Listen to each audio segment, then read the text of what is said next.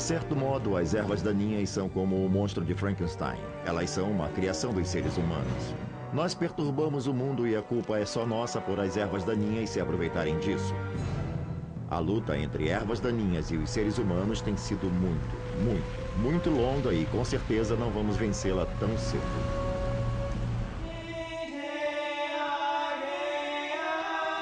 O mundo secreto dos jardins.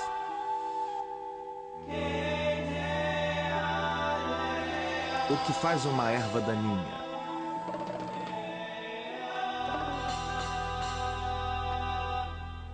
Distribuição sinapse.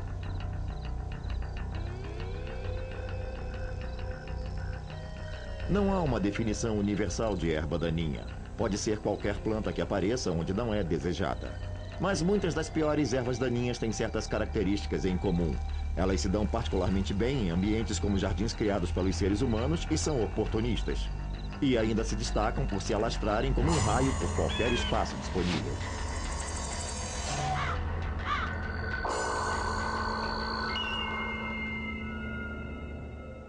No início da primavera, as primeiras plantas que aparecem no meu jardim são as ervas daninhas. Muitas delas são perenes, com raízes espessas de armazenagem que contêm as reservas de energia que permitem que elas cresçam e ocupem o seu espaço muito cedo. Algumas, como estes dentes de leão, também toleram bem o frio. Resistem às ondas de frio da primavera. O único jeito de ganhar delas ou é arrancá-las à mão, uma por uma, ou plantar bem compactamente, de forma que elas não consigam sobreviver.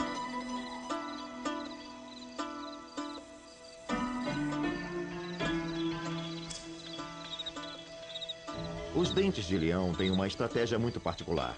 Eles formam uma roseta baixa de folhas no chão e aí rapidamente cresce um talo alto. Lá, o mais alto possível, é onde vai nascer uma flor. E eles fazem isso muito rápido. Frequentemente se vê um gramado coberto de dentes de leão floridos, até soltando sementes antes de a maioria das outras plantas ter tido chance de chegar a crescer.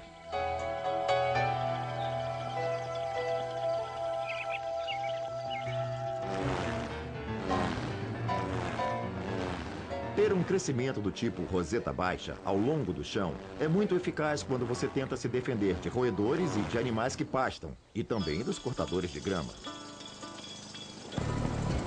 O cortador de grama arranca a parte de cima do dente de leão, mas passa logo acima da parte principal da planta sem feri-la.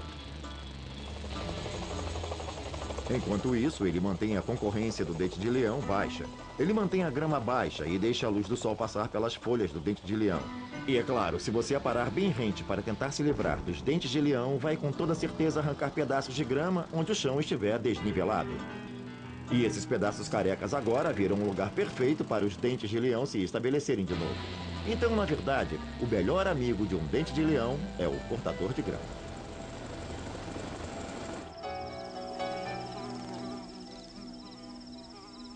E é claro, a outra parte da estratégia. Quem está tentando ser uma erva daninha bem-sucedida tem que se dispersar eficientemente. E os dentes de leão fazem isso muito bem.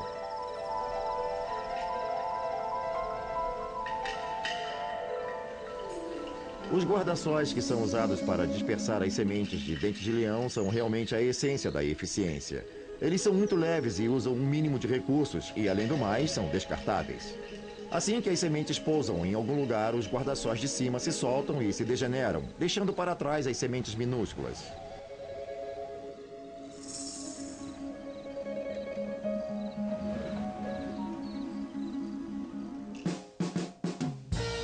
As ervas daninhas são muito caluniadas. Algumas são plantas realmente muito bonitas, mas todo mundo quer se livrar delas.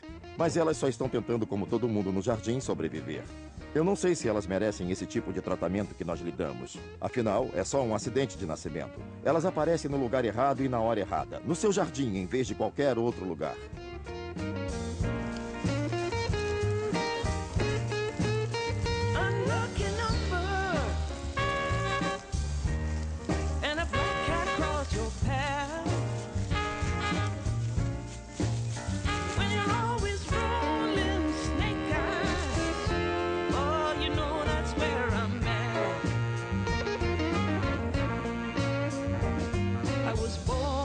Tornado.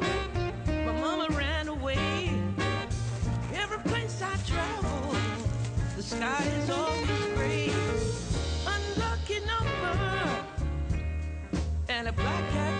your path.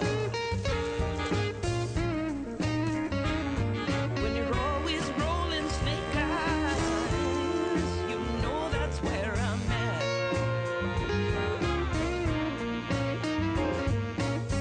Never had no money, never had no friend. I've been looking at the bottom ever since my life began. Unlucky number, or a black cat cross your path. When you're always rolling snake eyes, oh, you know that's where I'm. Jardineiros experientes sabem que a maior parte dos esforços que as pessoas fazem para eliminar ervas daninhas é inútil. Um dos melhores exemplos é o fio do cortador, ou o devastador de ervas daninhas.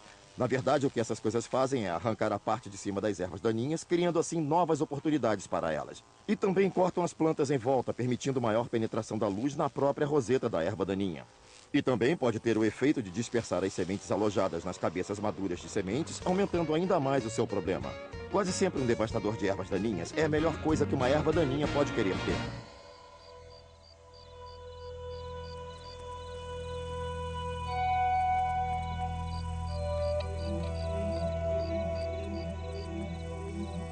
As ervas daninhas são como qualquer outra planta. Elas precisam ter uma estratégia para trocar genes com as outras espécies. Muitas delas usam insetos como polinizadores e, é claro, produzem néctar para atraí-los.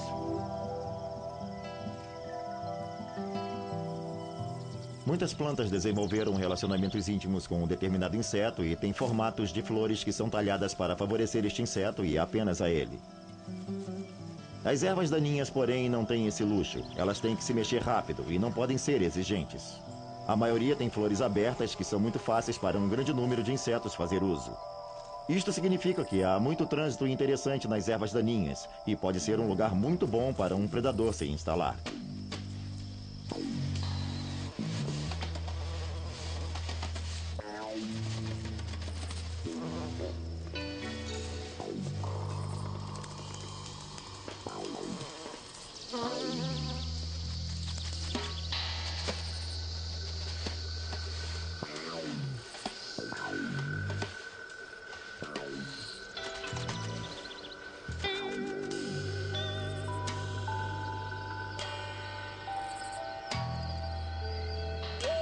As ervas daninhas sabem muito bem invadir seu jardim. E mesmo quando você não as vê, elas estão lá, só esperando. Cada pedaço de solo que você escava é como uma bomba relógio. Neste punhado de solo há milhares de sementes só aguardando para ocupar seus lugares. Algumas vão germinar quase que imediatamente, outras vão esperar meses, anos e, em alguns casos, até décadas, até as condições serem adequadas para que entrem em ação. Em quase todos os casos, o que as ervas daninhas precisam para começar é de perturbação. E afinal, quem é que cria perturbação melhor do que nós? As ervas daninhas são especialistas em invadir locais conturbados. Na natureza, elas têm que esperar um incêndio na floresta ou um deslizamento de terra para limpar um local para si. Mas nós criamos tal ambiente para elas sempre que abrimos um espaço em nosso jardim. Ironicamente, o próprio ato de arrancar as ervas daninhas cria oportunidades para elas próprias.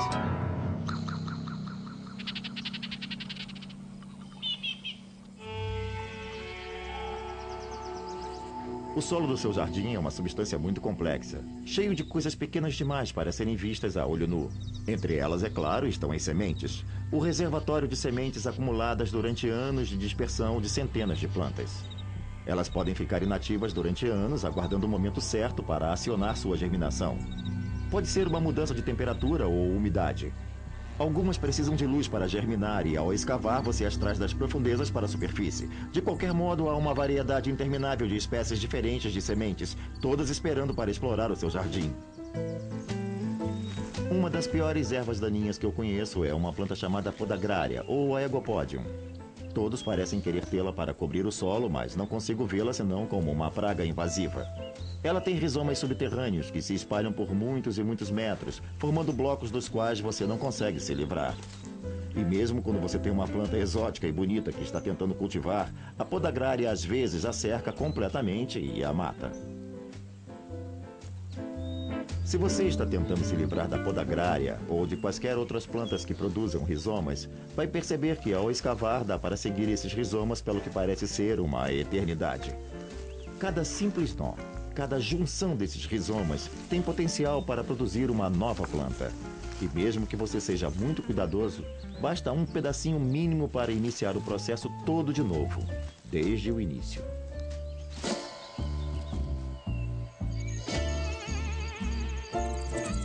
Uma estratégia muito eficaz das ervas daninhas é tentar crescer mais do que a concorrência. Um bom exemplo é esta ervilhaca. Muitas ervilhacas têm gavinhas que lhes permitem escalar outras plantas, espalhar-se sobre elas e capturar realmente toda a luz do sol, asfixiando-as.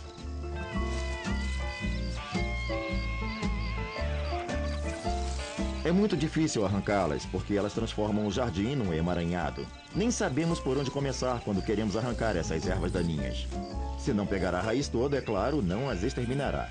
E mesmo encontrar onde a coroa emerge do solo não é tão fácil. Você tem que puxar com cuidado cada caule comprido com todas as suas gavinhas e acompanhá-lo até a fonte original para que possa removê-la.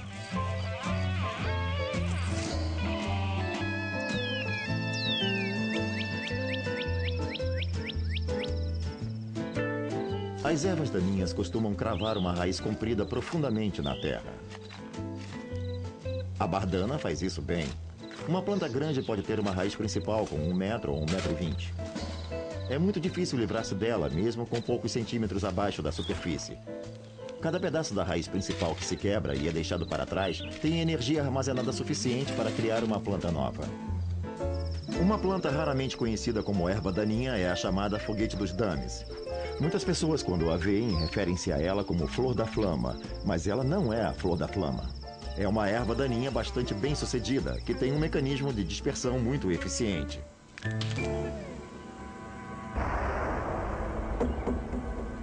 Na verdade, ela cria uma pressão e lança suas sementes como se fossem granadas de mão. A Não-me-toques também tem um mecanismo similar e quando as sementes são lançadas, continuam voando por vários metros em todas as direções.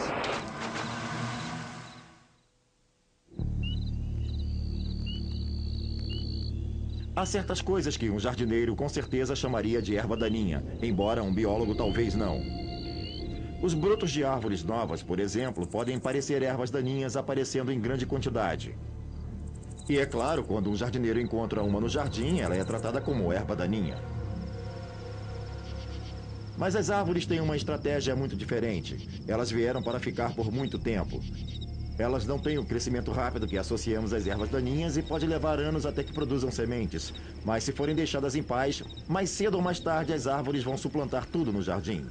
Elas só estão esperando o momento propício para crescerem o suficiente para abrir uma copa, colher toda a luz do sol que possam e transformar o seu jardim numa floresta. Uma planta em particular pode ser considerada ou não erva daninha. A decisão é sua. Por definição, erva daninha é apenas uma planta que cresce onde você não quer. Um exemplo perfeito seria a vara de ouro. Na América do Norte, ela é normalmente considerada erva daninha, mas na Europa é adorada como planta de jardim. Mas, na verdade, o que os jardineiros pedem é uma planta que requeira pouca manutenção e tenha um longo período de florescimento. Então, a vara de ouro. E como bônus extra, elas atraem todo tipo de insetos e outros animais para o seu jardim.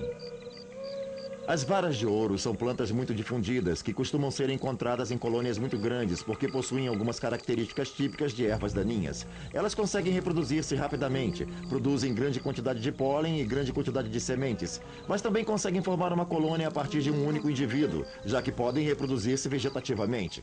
Sempre que você vê um grupo de varas de ouro, parece estar vendo milhares de plantas, mas na verdade é apenas um indivíduo geneticamente. O que torna as varas de ouro um componente ainda mais interessante é que elas são uma das poucas ervas daninhas que têm origem na América do Norte. Elas convivem com uma maravilhosa comunidade de criaturas que vivem em associação com elas. Elas são facilmente polinizadas por insetos, portanto, acolhem todo tipo de moscas, abelhas solitárias e outros. Quase todo inseto voador vem até elas atrás de néctar, e sua folhagem está quase sempre fervilhando de tipos diferentes de insetos, muitos dos quais não lhes causa qualquer dano sério. A planta ainda consegue ficar bonita e viva com a visita dos insetos.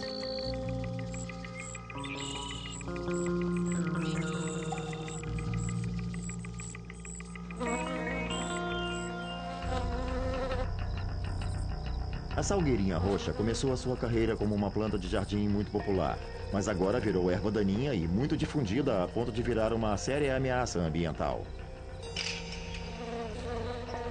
Ela tem sido tão bem sucedida em procriar encharcos que está acabando com a maioria das espécies nativas que havia anteriormente.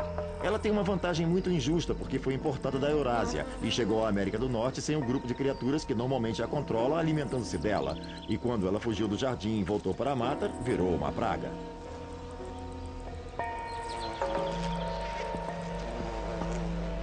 Os cientistas, num esforço para controlá-la, estão importando da Eurásia algumas espécies que se alimentam dela. Como as mais eficientes são besouros, um grande número deles e de suas larvas foram levados para a América do Norte para resolver o problema. Provavelmente jamais nos livraremos de todas as salgueirinhas roxas assim. Mas esses besouros podem ao menos evitar que elas se tornem o terrível desastre ambiental que ameaçam se tornar.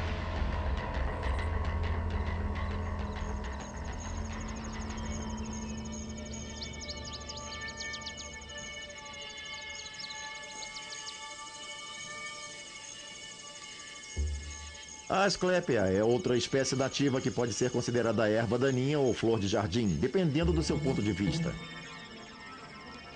Um aspecto que a torna atraente como flor de jardim é sua deliciosa fragrância, parecida com a do lilás. E é claro, a fragrância também é irresistível para toda uma multidão de insetos que se alimentam de néctar. A asclepia é uma fonte de néctar muito popular e usa um truque muito esperto para ter certeza de que vai ser polinizada. A sua estrutura de flor tem uma abertura que pode prender a pata de um inseto e, quando o inseto tenta se livrar, fica preso a uma estrutura entrelaçada que é ligada a uma bolsa de pólen. Essa estrutura se enrola na pata e, quando o inseto finalmente se liberta, também leva uma bolsa de pólen.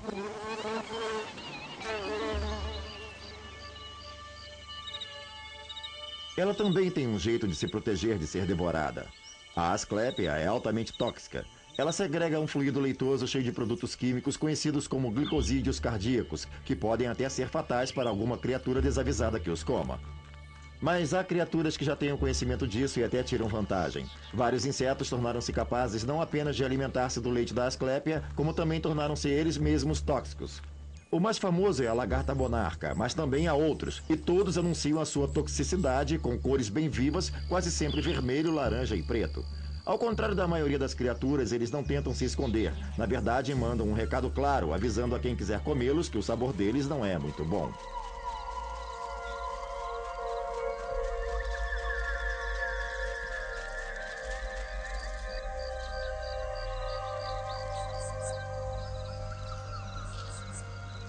A lagarta monarca, quando vira borboleta, mantém as mesmas defesas tóxicas e, como eu disse, usa as cores de alerta laranja e preta para se proteger.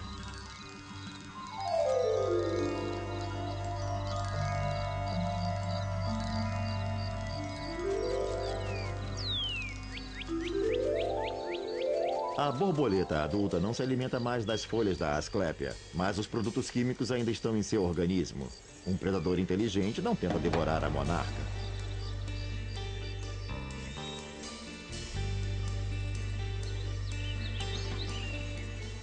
Talvez seja este gosto amargo que permite à monarca proliferar e se reunir em grandes quantidades nas árvores, preparando-se para a migração. Qualquer outra borboleta em tal quantidade atrairia predadores famintos, mas as monarcas não precisam se preocupar. Quando as monarcas migram do México e da Califórnia para as regiões temperadas, é a asclepia que determina o quanto podem avançar para o norte. Ao longo de todo o caminho, quando há asclépias disponíveis, as monarcas reaparecem e voltam para as plantas para desovar e começar o ciclo todo de novo.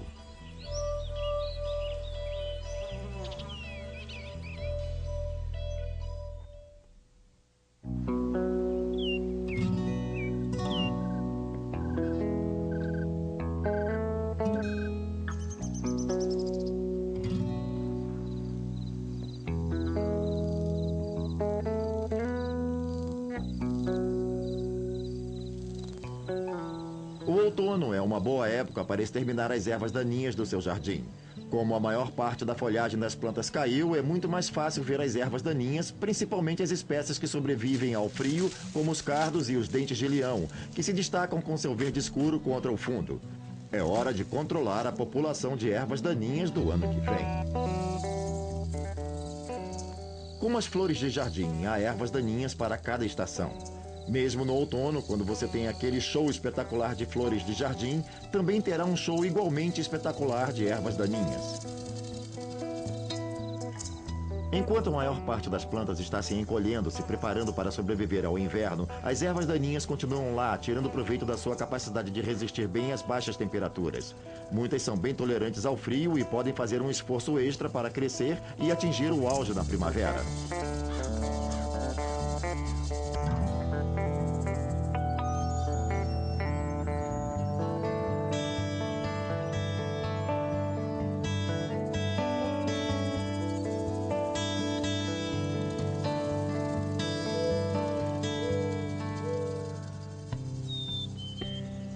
A dispersão de sementes entra pelo inverno adentro. As sementes de Asclepias, por exemplo, estão em vagens que só se abrem no finalzinho da estação, e as sementes em seu interior são capazes de sobreviver a temperaturas baixíssimas. As sementes de Bardana também são viajantes no inverno. Quando a folhagem morre, elas estão prontas para viajar. Carrapichos viajam quilômetros no lombo de algum animal que passe por lá. E é claro, todas essas sementes, ao dispersarem, chegam até o grupo de outras que já se escondem debaixo da neve, esperando o calor da primavera e um jardineiro que ingenuamente as perturbe.